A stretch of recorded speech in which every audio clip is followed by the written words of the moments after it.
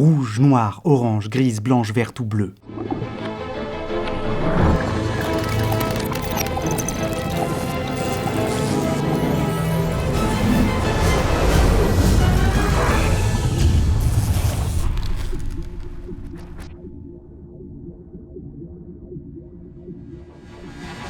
Pour se dépayser, il n'est pas toujours nécessaire d'imaginer des mondes parallèles. Il suffit parfois de se poser là et de se demander à quoi cet endroit ressemblait il y a 1 mois, 10, 100, 1000 ou 100 000 ans. Et pour initier ce voyage dans le temps, qui va survoler les dizaines de paysages enfouis dans le passé, commençons par plonger aussi loin que l'on puisse remonter il y a 4,53 milliards d'années. Bienvenue à l'AD1. Si vous sortiez d'une hypothétique machine à remonter le temps dans cette vision de cauchemar, le premier truc que vous feriez serait sûrement de remonter dardard dedans. Car notre planète, qui vient alors à peine de se former, n'est encore qu'une boule de roche liquide entièrement recouverte d'un unique océan de lave de plusieurs centaines de kilomètres de profondeur. Il n'y a alors aucun paradis sur Terre, tout n'est qu'un véritable enfer. Aucune lune n'est encore présente dans le ciel, mais bientôt, notre satellite va faire son entrée et elle sera fracassante. Dans un grincement de fin du monde, la Terre primitive rentre soudain en collision avec un objet de la taille de Mars. Sous la violence inouïe du choc, les deux astres fusionnent et une partie de la matière éjectée par l'impact va former un anneau de débris qui, en quelques dizaines d'années, s'agglomère pour donner la Lune, qui est alors une boule incandescente, 20 fois plus près de nous qu'elle ne l'est aujourd'hui. Les puissants effets de marée qu'elle engendre soulèvent littéralement le sol en fusion. La surface de notre planète est alors le théâtre de marées de lave. La violence de l'impact a aussi accéléré la rotation de la Terre, si bien qu'ici défilent 4 couchers de soleil en 24 heures. 100 millions d'années se sont maintenant écoulées depuis le cataclysme. Le dégazage des océans magmatiques a fini par donner naissance à une atmosphère surchauffée et dense. Vu depuis l'espace, notre monde est désormais recouvert d'un voile sombre et opaque, provoqué par de grandes quantités de méthane, de dioxyde de carbone, d'hydroxyde de soufre et de vapeur d'eau. À la surface, sous les nuages, la croûte se soulève et craquelle au rythme des marées, toujours imposées par la Lune, qui boucle un tour autour de ce monde en moins de 3 jours. Bientôt, l'eau va pouvoir ici passer à l'état liquide, malgré une température atmosphérique de plus de 300 degrés. C'est la pression au sol qui avoisine les 200 bars qui, comme un couvercle sur une cocotte minute, permet à l'eau de tomber sous forme de pluie. Pendant des millions d'années, à peine le sol brûlant touché, l'eau retourne à l'état de vapeur. Jusqu'à ce que dans cet environnement de pluie torrentielle, sous un ciel pesant 200 fois plus lourd que le nôtre aujourd'hui, commencent à se former les tout premiers océans. Ils sont peu profonds et à la limite de l'ébullition. Et les jours sont presque des nuits, car la lumière d'un soleil jeune et donc moins puissant perce difficilement à travers les nuages. Et voilà, striant des cieux noirs, le bombardement tardif qui commence. Pendant 200 millions d'années, ce pilonnage intensif apporte avec lui de grandes quantités d'eau enchâssée dans les météorites. La surface, toujours partiellement fondue, est le théâtre d'éruptions permanentes. De gigantesques failles volcaniques balafrent de toutes parts la planète. C'est par ces fissures, qui crachent leur lave sur des milliers de kilomètres, que s'échappe le trop-plein de chaleur accumulée sous la croûte terrestre. À l'horizon, aucune chaîne de montagnes, aucun continent. Ici, seuls les volcans percent l'unique océan. Ce grand bombardement va marquer la Lune à jamais. Elle en garde encore aujourd'hui à sa surface les stigmates, sous la forme de gigantesques cratères d'impact. Sur Terre, tous ceux qui sont creusés vont, par l'érosion, le volcanisme et le mouvement des plaques qui renouvellent la croûte en surface, finir par être effacés. Nous sommes maintenant rentrés dans l'Archéen. La surface du globe, à l'exception des volcans, est désormais entièrement solide. L'atmosphère, encore survoltée, riche en produits chimiques organiques, en méthane et en ammoniac, donne probablement au paysage de cette époque une teinte orange pâle. L'enfer s'est calmé. La durée du jour est maintenant de 17 heures et la température oscille entre 40 et 85 degrés. Ici soufflent en permanence des vents d'une puissance considérable. Pendant des millions d'années, des tempêtes gigantesques, des cyclones des temps anciens, renforcés par la vitesse élevée de rotation de la Terre, se déchaînent et sillonnent sans interruption le globe. Les brumes épaisses, une atmosphère saturée à couper au couteau et les pluies continues ne laissent toujours passer que fort peu de lumière solaire. Et vu depuis l'espace, notre planète bleue ressemble à une mer de coton déchaînée. Sous les nuages se trouve un seul et unique océan parsemé de gigantesques îlots volcaniques, des petits proto-continents qui se forment au niveau des points chauds. La Lune s'est maintenant trop éloignée pour soulever véritablement le sol, qui est d'un noir basaltique. Mais elle reste tout de même si proche qu'elle peut, par endroits, engendrer des marées d'une amplitude de plus de 100 mètres. Cet océan du début de l'Archéen, fortement chargé en métaux dissous, prend des teintes rouges ou tirant vers le violacé, des couleurs qu'il gardera jusqu'à ce que, dans ce milieu hostile, on ne sait pas précisément où ni comment apparaissent les premières formes d'êtres vivants, qui à leur tour vont venir apporter leur coup de pinceau. On retrouve dans les formations géologiques datant de cette époque les traces de l'activité d'archées qui se nourrissent d'ions ferreux, d'où elles tirent leur énergie. Sur les rivages de ces océans primitifs se trouvent aussi d'étranges structures, des stromatolites, des dépôts de carbonate fossile formés par l'activité et l'accumulation de tapis microbiens organisés en colonies, les cyanobactéries. En inventant la photosynthèse, en utilisant l'énergie du soleil, l'eau et le gaz carbonique de l'air pour former du sucre et du dioxygène, ces formes de vie en apparence insignifiantes vont, au fil du temps, se multiplier au point d'avoir une influence à l'échelle de la planète entière. En commençant par celle de l'océan, où pendant plus d'1 milliard d'années, l'oxygène se combine avec le fer dissous qui précipite doucement pour y former de grands dépôts de rouille. Il est probable que vous ayez actuellement chez vous des objets que l'activité de ces formes de vie primitives a contribué à former, car 90% du minerai de fer exploité dans le monde aujourd'hui provient de formations géologiques datant de cette époque. Océans et plages se mettent à prendre une teinte orangée, et quand tout le fer dissous se retrouve oxydé et déposé au fond des mers, alors les océans saturés en oxygène vont commencer à troquer cette étrange teinte pour le bleu que l'on connaît, laissant le soin à l'atmosphère de se charger à son tour en ce précieux gaz. L'activité du vivant a littéralement changé la face et les couleurs du monde. Parfois, l'évolution est une révolution, sans en avoir l'air.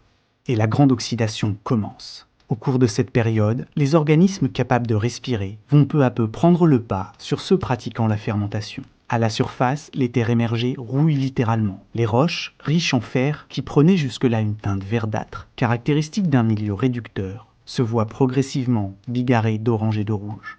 En attaquant les minéraux et en se liant à eux, l'oxygène contribue à faire exploser leur nombre et leur variété, qui, sous son action corrosive, passeront de 2500 à quelques 4500 différents.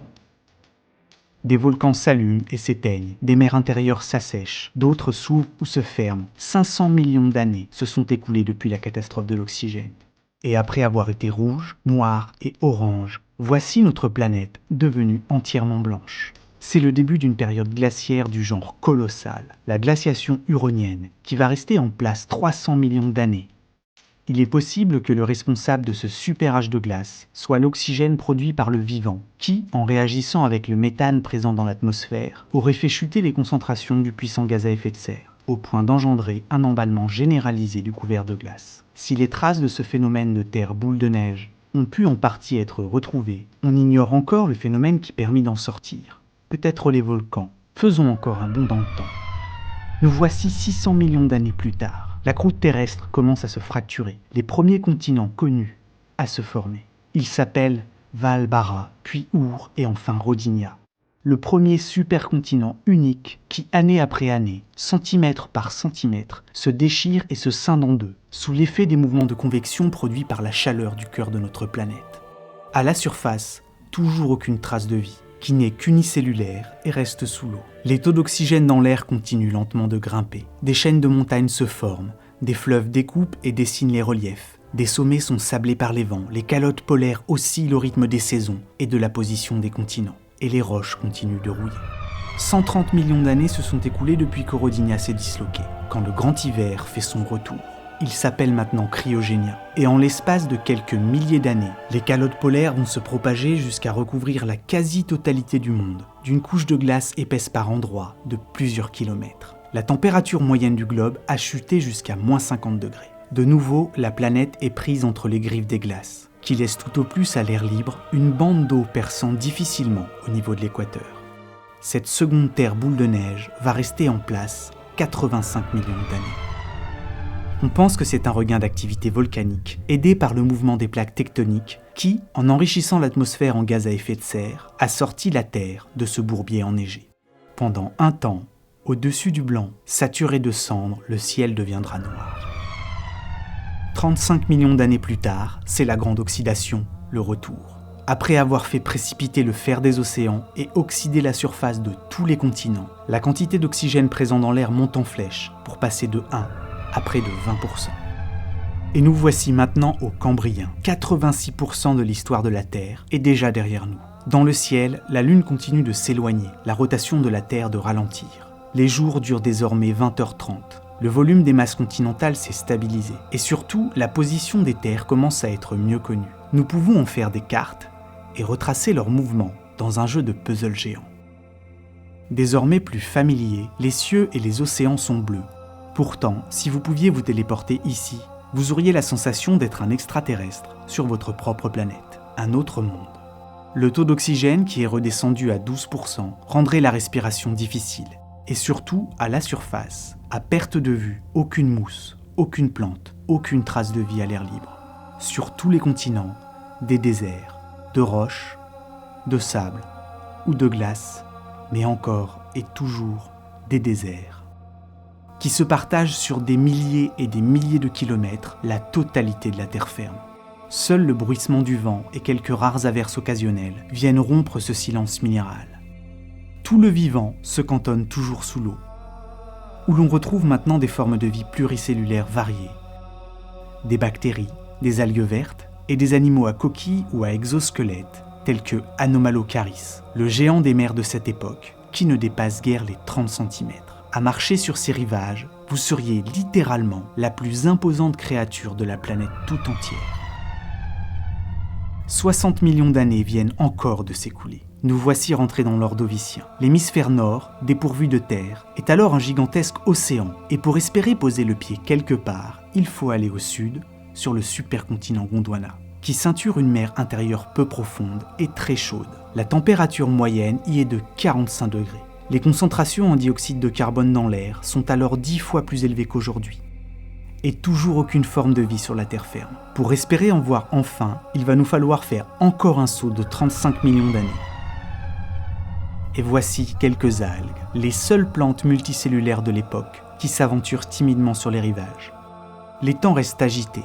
La fréquence des météorites qui viennent occasionnellement percuter la Terre est 100 fois plus élevée qu'elle ne l'est aujourd'hui. Dans les étendues peu profondes se développent d'immenses récifs coralliens, où dominent mollusques et arthropodes. On y retrouve également maintenant des poissons, les premiers vertébrés. La formation et la débâcle des grandes calottes de glace du pôle sud fait osciller le niveau des mers. Et bientôt, la venue d'un épisode glaciaire particulièrement marqué va faire baisser d'une centaine de mètres le niveau global de toutes les mers de la planète. La quasi-totalité des récifs coralliens vont disparaître. À l'échelle du globe, un tiers seulement des espèces survivra. 20 millions d'années plus tard, les calottes ont totalement fondu. Le niveau de l'océan universel, Pantalassa, est monté de près de 300 mètres. Sur la terre ferme, centimètre par centimètre, mousse et algues partent à la conquête du monde. De petites plantes s'aventurent maintenant le long des cours d'eau. On retrouve à proximité de petits crustacés qui seront bientôt les premiers animaux à marcher sur la terre ferme.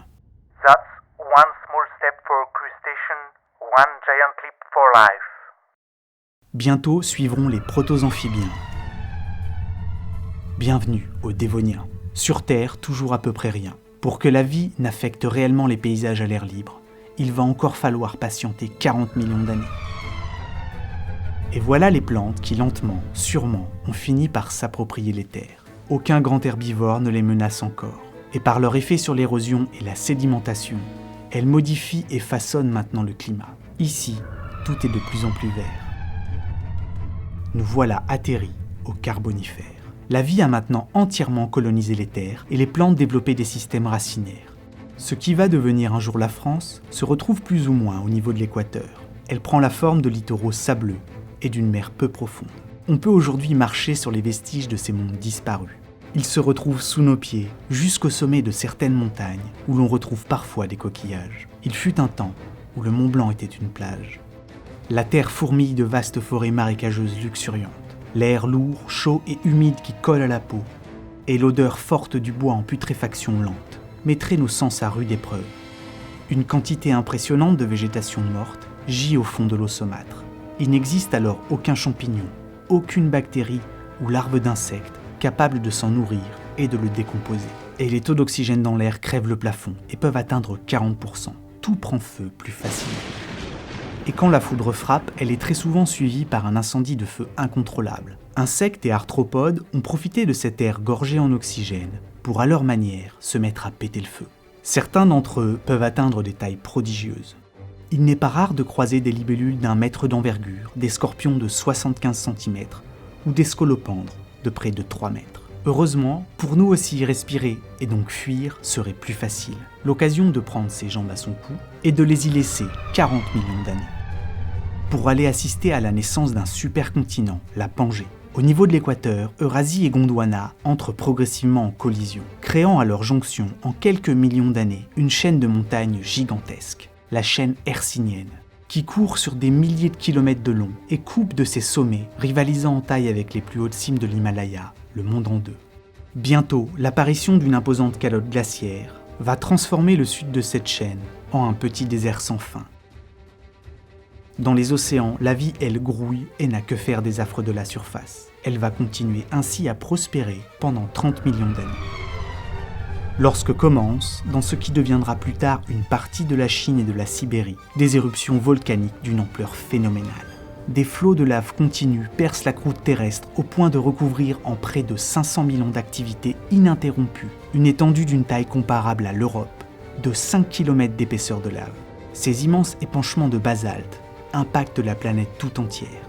À 15 000 km de là, les cendres en suspension dans l'air provoquent sûrement partout le soir des incendies de couleur à l'horizon. Le dioxyde de soufre, craché par les volcans, se dissout dans l'eau de pluie et le ciel pleure des gouttes d'acide sulfurique. Appauvris en oxygène, les milieux marins sont étouffés par les algues roses. La température moyenne de surface monte jusqu'à 40 degrés. L'eau des fleuves et des lacs s'évapore et la surface se désertifie presque entièrement. Lorsque la crise biologique la plus violente que la Terre ait connue se termine enfin, 70% des espèces vivantes sur le continent et 95% de celles des océans ont été rayées de la carte. Il faudra dans sa globalité plusieurs millions d'années à la vie pour s'en remettre. Et nous voici maintenant au Trias. L'ensemble des terres émergées de la Pangée commence à se disloquer, toujours entouré d'un unique océan mondial, Pantalassa. Les sommets de la chaîne hercynienne commencent à perdre de leur majesté. Les montagnes, doucement, se tassent et s'étalent. Rien n'est éternel à l'échelle des temps géologiques. L'érosion finira par avoir raison de ces cimes vieillissantes. Leurs vestiges rabotés et usés existent encore aujourd'hui. Ils s'appellent Massif central, Vosges, Appalaches ou chaîne de l'Oural. Et à l'intérieur des terres, au sud de cette chaîne, le climat est si chaud et sec que les forêts ont laissé place à de vastes régions désertiques, plus grandes que le Sahara. Les forêts tempérées et humides sont repoussées vers le cercle polaire. On a pu en retrouver des vestiges dans des régions comme l'Alaska ou le Groenland, ou à des latitudes situées à seulement 15 degrés du pôle sud. 20 millions d'années se sont encore écoulées. La Lune a continué de s'éloigner et la durée du jour est maintenant de 22 heures. Arbres, mousses et fougères poussent à perte de vue. Dans ces couverts végétaux, aucune herbe au sol, et à l'exception du vert, pas ou peu d'autres couleurs, car il n'existe encore aucune plante à fleurs. Des dizaines de millions d'années nous séparent encore de leur apparition. Mais les plantes viennent d'inventer quelque chose de fabuleux, quelque chose capable de patienter des années dans un sol hostile avant de se mettre à vivre, la graine. 50 millions d'années plus tard, le supercontinent Pangée est maintenant divisé en 2 masses continentales, où le climat est passé de sec à humide. Les déserts arides du Trias ont été remplacés par des forêts tropicales luxuriantes. Bienvenue au Jurassique. Les paysages de ce qui deviendra un jour l'Europe de l'Ouest sont alors un immense chapelet d'îles, entouré par une mer peu profonde. Climat tropical humide et plages de sable blanc font de cet endroit un paysage de carte postale. Quant aux vastes forêts de conifères, elles sont arpentées par les plus gros animaux jamais vus sur Terre, les sauropodes. 50 millions de tours autour du Soleil plus tard, toute la planète transpire. Bienvenue au Crétacé supérieur. Les températures moyennes annuelles atteignent leur maximum, s'étendent jusqu'aux régions polaires, forêts denses, marais et palmiers. Au pôle Nord, il fait autour de 20 degrés. Un tiers des terres ont été submergées, et aux latitudes tropicales, la température de l'eau tourne autour de 36 degrés. Conifères, fougères et mousses s'entremêlent avec un nouveau venu, l'arbre à feuilles. Les sons de la nature nous seraient plus familiers. Bruissements et vrombissements des insectes accompagnent maintenant les battements d'ailes des oiseaux. Ce foisonnement de vie luxuriante va encore durer 35 millions d'années, jusqu'à ce que soudainement, la fête s'arrête net. Et après avoir été rouge, noire, bleue, blanche et verte, notre planète se retrouve grise. Après qu'un astéroïde de 10 km de diamètre ait percuté la Terre à quelques 65 000 km à l'heure, laissant derrière lui un cratère de 180 km et le monde dévasté. Pendant un temps, les poussières éjectées dans l'atmosphère par la puissance de l'impact transforment, dans la plupart des régions du monde, le jour en nuit. Couplé à l'intense activité volcanique qui ravage au même moment ce qui deviendra l'Inde, ce cataclysme est responsable de l'extinction de 75% des espèces. Mais les poussières finiront par retomber. Les paysages continuaient à s'enchaîner, contemplés par d'autres espèces que la nôtre. Et durant ce voyage, nous aurions tout aussi bien pu nous arrêter ici ou là. Mais en guise d'ultime étape, histoire de finir sur une note plus salée, arrêtons-nous quelques secondes, il y a de cela 6 millions d'années. Pour contempler l'un des paysages les plus surréalistes que la Terre n'ait peut-être jamais porté. Un désert situé sous les mers et qui s'est formé sous l'effet du mouvement des plaques tectoniques suite à la fermeture du détroit de Gibraltar. Lors de cet événement baptisé crise de salinité messinienne, la mer Méditerranée, coupée de l'alimentation en eau de l'océan Atlantique, s'est progressivement évaporée en quelques milliers d'années, laissant en lieu et place de la mer désormais disparue un désert de sel profond peut-être par endroits de 2500 mètres. Dans cette cuvette asséchée, située sous le niveau des océans, le sel déposé a fini par créer un désert blanc et brûlant. Les ancêtres du Rhône et du Nil, tous les fleuves du pourtour de la Méditerranée, qui continuaient eux de couler, creusèrent à leur embouchure des canyons de plusieurs centaines de mètres de profondeur. Arrachant les roches à la croûte par la force de leur débit, ils se frayèrent un chemin jusqu'au fond de la mer asséchée, pour y alimenter péniblement d'immenses lacs salés. On retrouve encore aujourd'hui les traces de leur force brute, marquées dans les relevés sismiques des couches géologiques. Ces paysages de désert de sel de la taille d'un petit continent pourraient donner l'impression de sortir tout droit d'une autre planète. Ils ont pourtant bien un jour existé sur ce monde. Ils y restèrent en place 630 000 ans avant que de violents séismes ne viennent réouvrir le détroit de Gibraltar et qu'un mur d'eau monstrueux provenant de l'Atlantique ne se déverse dans la cuvette démesurée, faisant grimper de 10 mètres par jour le niveau d'une mer Méditerranée renaissante. La quantité d'eau qui se ruait alors chaque seconde est estimée à 1000 fois le débit de l'Amazone. Lorsque le déluge fut enfin terminé, le niveau global de tous les océans de la planète avait baissé de près de 6 mètres.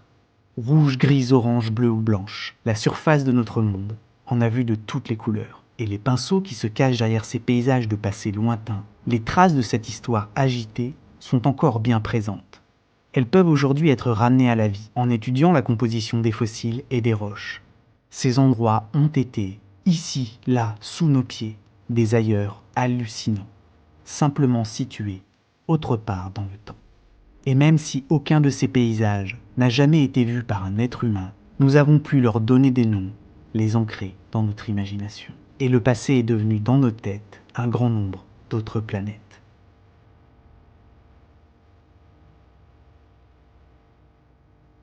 Pour garder la lumière à tous les étages, pensez à activer la cloche et ainsi pouvoir suivre toute la série. Et si vous aimez les contenus utiles ou futiles, vous pouvez aussi nous suivre sur Instagram, Twitter ou Facebook.